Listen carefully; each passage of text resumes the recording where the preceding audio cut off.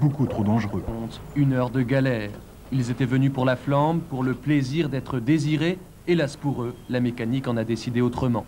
Tu fais des vaporlocs. Qu'est-ce qui vous arrive là? C'est du vaporloc. La pompe à essence qui chauffe trop, l'essence n'arrive plus au carburateur. C'est des choses qui arrivent souvent? Des choses qui arrivent dans un embouteillage quand on traîne comme ça et qu'on n'arrive pas à avancer, ça arrive, ouais. Ce genre de mésaventure fait presque partie du quotidien de ces collectionneurs. Ils étaient près de 300 cet après-midi dans les rues de Paris pour fêter le centenaire de Panhard-Levasseur. Ces voitures ont fait rêver vos parents ou vos grands-parents. Elles font aujourd'hui partie de la légende automobile. Car Panhard-Levasseur, c'est de 1891 à 1967 plusieurs dizaines de modèles produits avec un moteur révolutionnaire sans soupape. Rouler en Panhard est, paraît-il, un plaisir rare, un plaisir que l'on partage entre gentlemen. Entre particuliers, c'est à la bonne franquette, c'est-à-dire tape un cylindre, oui attends je t'en donne un, j'ai un feu rouge à te donner en échange, c'est comme ça que ça se passe. Hein.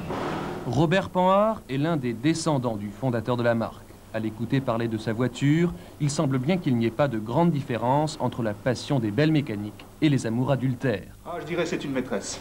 On a des rapports passionnels, des rapports conflictuels aussi. C'est presque un être vivant.